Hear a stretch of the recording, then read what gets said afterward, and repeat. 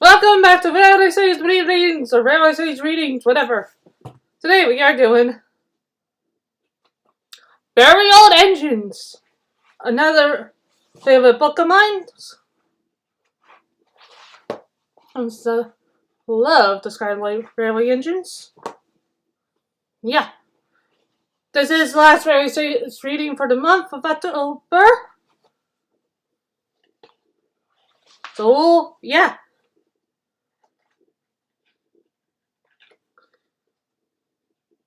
I apologize if my voice sounds like shit. Sorry from the way I was laying in bed. But yeah, Very Old Engines. I still have things.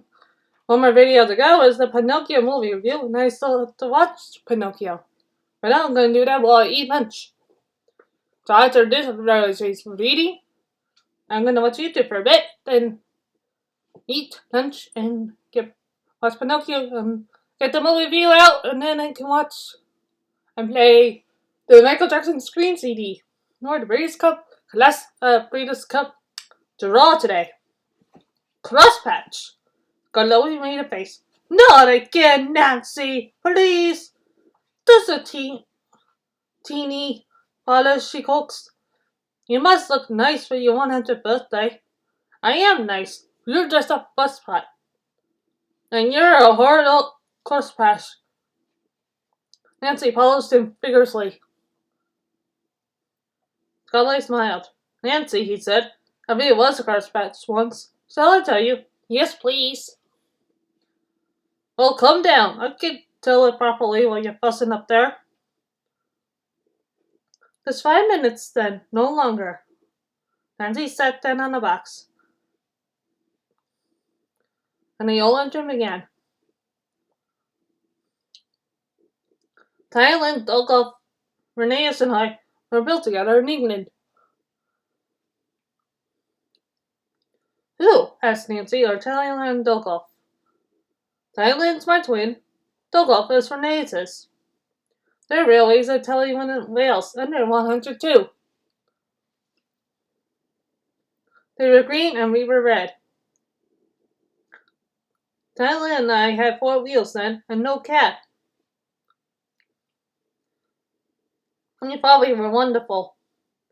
And that's how splendid we looked pulling coaches. What about trucks? Asked Nancy. Scarlett chuckled. We had no use for them, he said.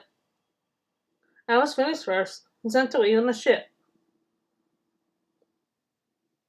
I didn't like that. It wobbled dreadfully. At the port, the big railway kept me waiting. They had no cranes to lift me out. It wasn't the Vac Control's railway then. It wouldn't matter much better. What did they do? Asked Nancy. They used the ship's barracks. They nearly turned me upside down, said Scarlett indignantly. I left me hanging while they arranged the truck. You must have looked funny, guggled Nancy. Yes, and I felt it too. I got crosser and crosser. They fastened me to the truck at last, and then took me away. His name was Neil. He was ugly but kind. That is Neil, guys! I mean, we're soon friends. So you're bound for the wee railway, he said. You must put some more into those trucks. The harvest they make. Yeah, I believe. I didn't like the sound of that. But I was too tired to say anything. Plenty people were waiting when we got there, but they weren't used to engines. And it was dark before it was on my rails.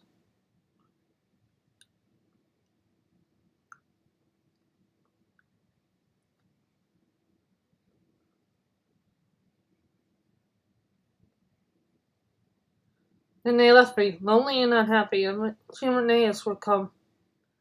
Trucks were everywhere next morning. Suddenly, when the rail and war, a train of loaded ones came in. I was surprised. There's no engine, I said. Everyone laughed. They've come down by gravity, he said. Tempting ones. Need pulling up, though. That's why you have come.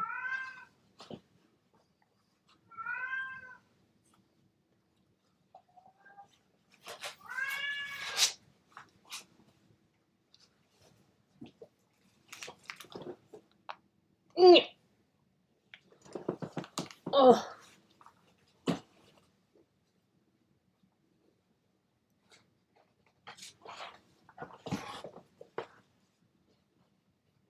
But why can't they go up by whatever it was you said? Gravity only brings things down. We need horses or engines like you to pull them up. What? Have I to pull trucks? Of course. I won't. I want coaches. He just laughed and walked away. Still Mr. Matt, the manager, life was a man. He showed him my parts from a book. We're going to steam you, Scarlowy, he said. Can I pull a coaches, sir?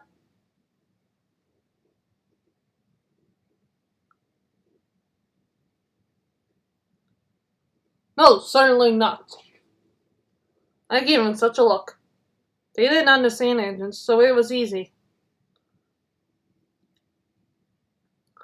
My fire wouldn't burn, and I made no steam.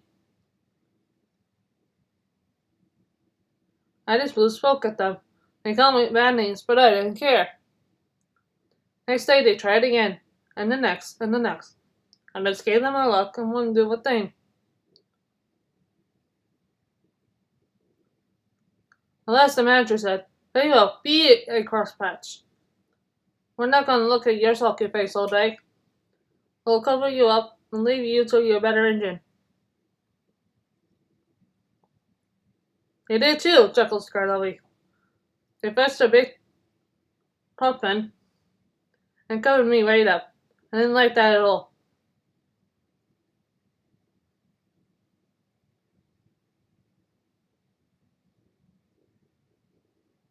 "I think it served you right," said Nancy severely. "Don't mind her, Scarlowy. Please tell us what happened next." Nancy turned in surprise. A group of people had quietly come up to listen to Scarlowy was telling her his story. Bunky Bronco. I was lonely and miserable, Scarlowy continued. But lost the manager game.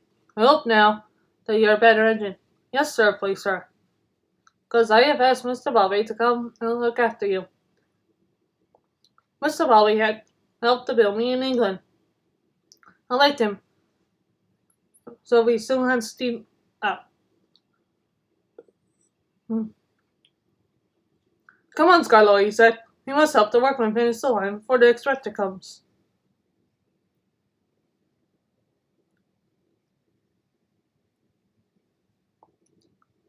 I didn't mind pulling jobs with Mr. Bobby.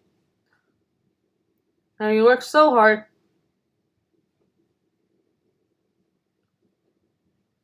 That by the time Renee's arrived, the line was ready.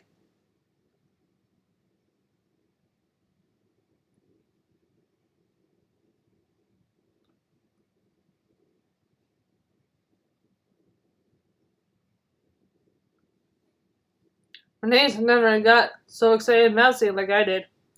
We went without hurry or fuss.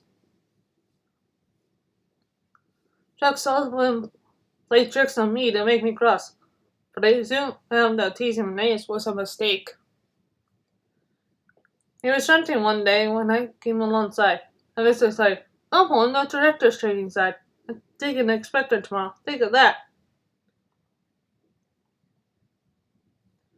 Renee's pondered. "You might get bucks and bounces then, Scarlowy," he said at last. "The directors won't like them." "Who?" I snorted. That's the way to fetch the coaches. "Peep, peep," I whistled. "Hello, girls." "Who is it?" A nasty voice echoed from the back of the shed.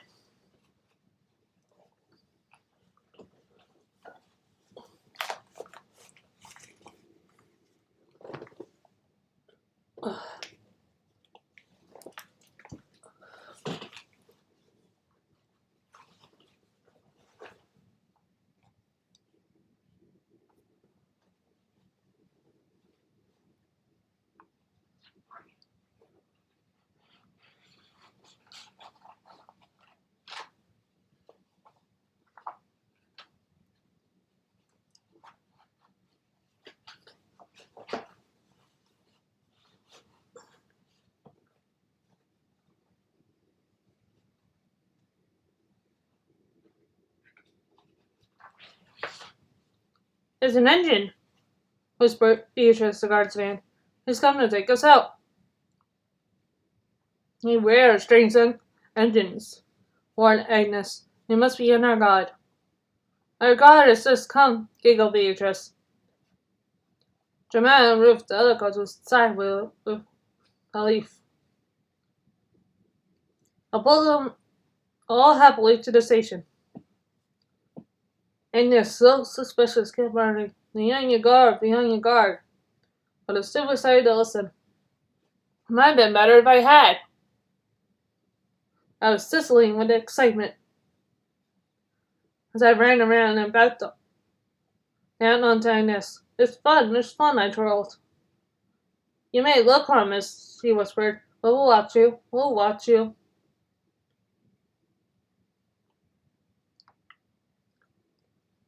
She took me quite back.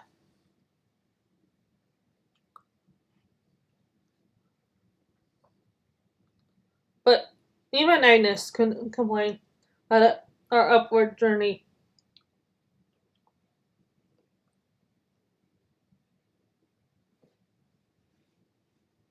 We stopped at every station, and the directors got out to admire the arrangements.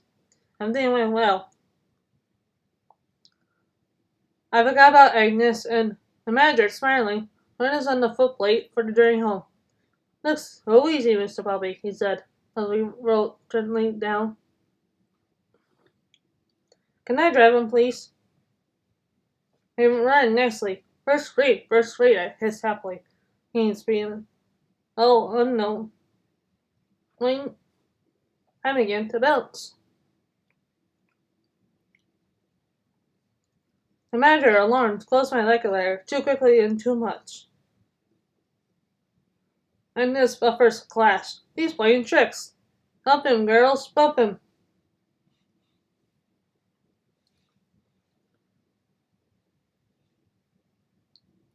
They surged against me, urging me on. I bounced and lurched. I couldn't help it. The manager lost his footing, grabbed wildly for a handhold, and disappeared. Beep, beep, beep, beep. Brakes, guard, please. Mr. Bobby seized my controls, stopped the train, and looked back. Two pigs lay wildly from a bush. The manager, unhurt, but very cross. All not right. That bronchium broke home again, he said. He sat in Beatrice for the rest of the journey. The directors complained that he had been badly shaken. They said it was my fault. Renee's will take the inspector tomorrow, they ordered. You will stay out of sight in the shed. But late in the evening, the manager came. I'm sorry, sir. I did try to be good. It wasn't your fault, Scarlet. I'm sorry I was cross. You must do what the directors say now. I'll make it up to you later. I expected was pleased on Renee's. You've done very well, he said, handling for a new engine. He told the directors about some improvements which were needed. But he went on the whole, your arrangements are good. He came to see me, and the directors told him what they thought had happened. I think, gentlemen, said, that you are mistaken.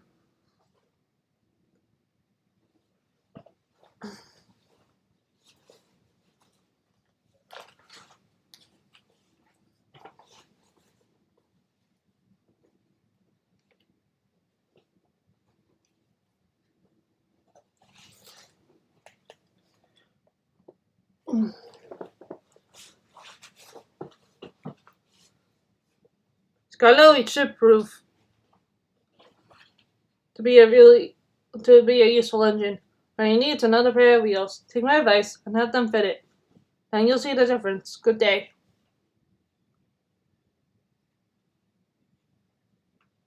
Stick in the mud. The manager was as good as his word, Scarlet continued. I came home from the works with 6 wheels and a cap. A cap is the latest thing for engines, he told me. I hope it would cheer you up after your disappointment. Renae chuckled. They feared him too much, and those silly coaches made him worse. So some engine, they twittered. 6 wheels and a cab? So, they swing his ideas. It's a pleasure to see him. He soon got too big for his wheels.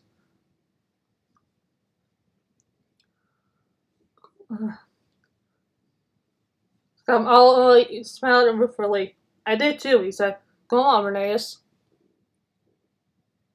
He boasted about his cab till I was tired, said Renaeus. You should give one like me and be up to date, he would say. Oh, thank you. You look like a snail with that house on your back. You don't go much faster either. Slow, am I? Let me tell you. Who was late 3 times last week? Oh, it was no use talking. You're just a little stick in the mud.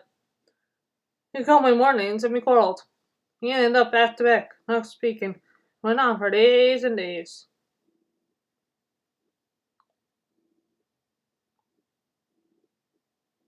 One dark Monday morning, Scarlet had to take the weapons train to the quarry. It had rained for 3 days.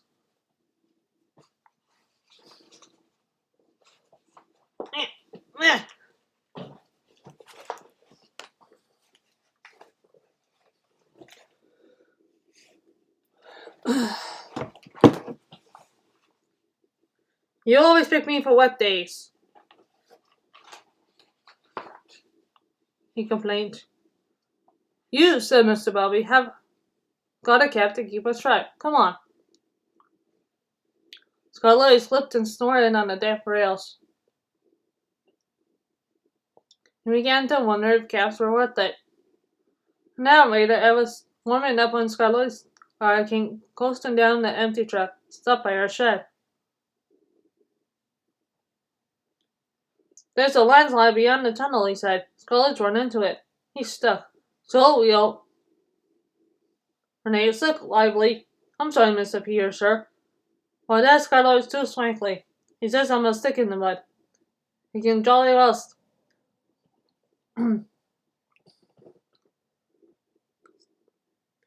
stick in the mud himself. Serves him right.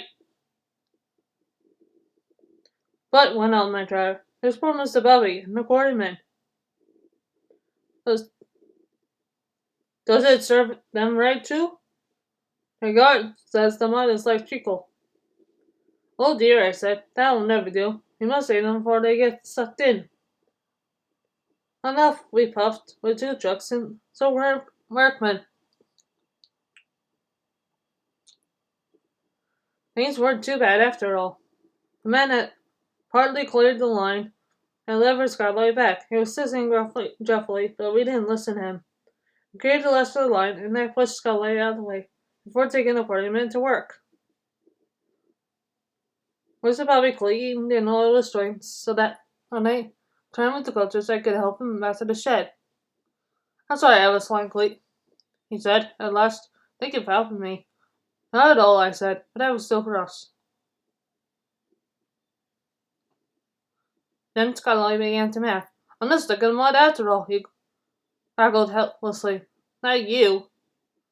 I laughed too. I couldn't help it. You looked so funny. We were laughing when the cleaners came. We were still laughing when they left. Poor engines, they said, tapping their foreheads. But we weren't mad.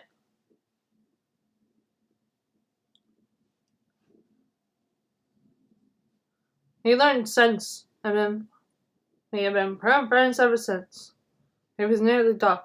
The listeners stirred the stress. Thank you, Scarlet Renae, they said. Now that you told us about the old days, we can give you both a splendid birthday next week. Yeah.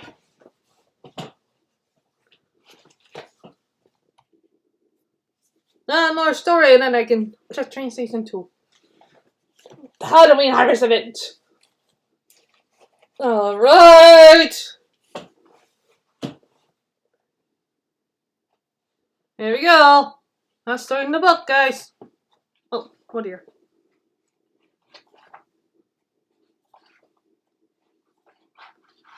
Ducks and Dukes.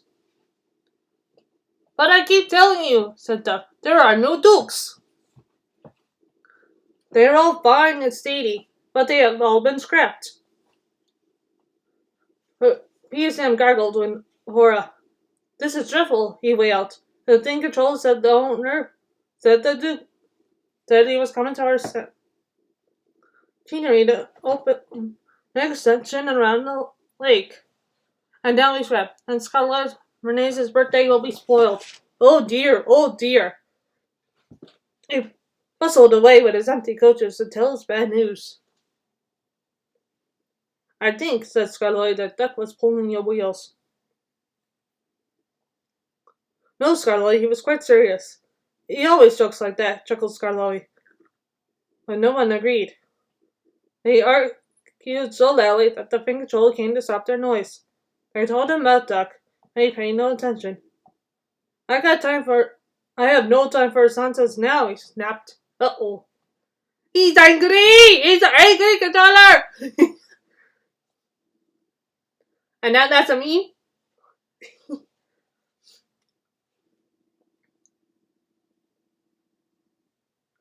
There's a change in tomorrow's work. Scarlet, you will meet the Duke at 11. Instead of 10:30. And they hurried away. If there is a Duke, said Duncan. But they were all too tired to argue any more.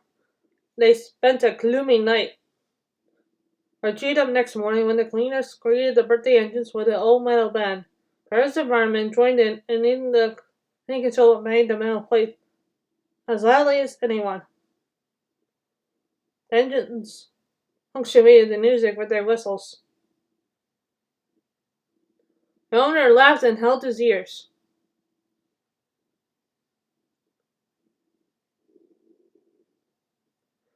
Presley looked at his watch. That's enough, he ordered. So Rusty, Channel, and Duncan went once to find their coaches. Visitors gathered at the big station. They wanted to go to places along the line to watch the celebrations.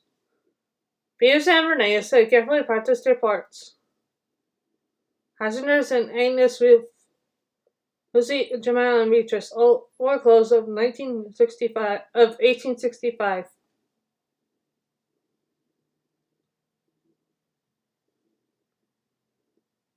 Renee had to pull them behind Peterson's television train, not too close and not too far away, so the cameraman could take their pictures.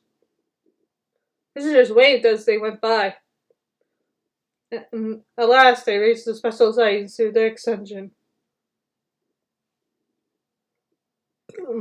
where they sat down to wait. Listen, said Peterson at last. It's called over. They're cheering him. Good, answered Reneus. Perhaps it will make up for his disappointment over the Duke. Scarlet wasn't disappointed at all. I brought the Duke! I brought the Duke! I brought the Duke! I brought the Duke! He puffed. And triumphantly he came to a stand between the two trains. And a distinguished-looking man stepped out to the Scarlet's footplate and drove him on the new line around the lake and back again.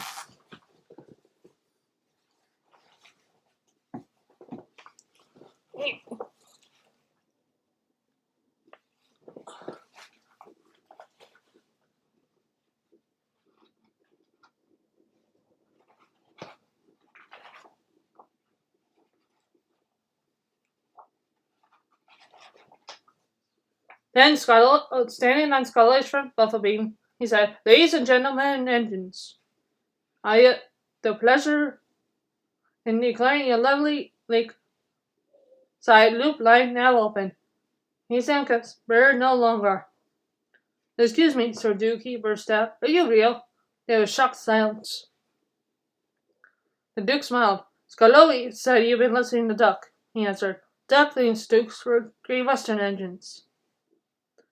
But Dukes are real people. I'm happy to assure you, Peterson, that I'm a real-life Duke. I'll give Duck Dukes, muttered Peterson, but he was severely hushed. The Duke turned to the owner. I congratulate you, sir, on your remarkable railway. It must be a record, indeed, to have 2 locomotives in regular service and both 100 years old. Long life then, and good reign too. Scuddly Renee's your favorite old engine. Your famous old engines. The cheering and clapping died away. Speech! Shouted someone. The cry was taken up. Come on, Renee's, whispered the owner. To laugh nervously, the old engine began. Thank you, Your Grace, and everyone, for your kind wishes. You have given us both a lovely 100th birthday. But, Your Grace, Scuddly and I aren't the only record engines. We get trim us. Nyla and Dolgoff were built at the same time as us, and they're 100 too. And they're still at work. They're railways to Italian and Wales. Please go see them, Your Grace, and everybody. I wish them many happy returns. Some Scuddly Renee's. They're the little old twins. Thank you all for watching. Bye.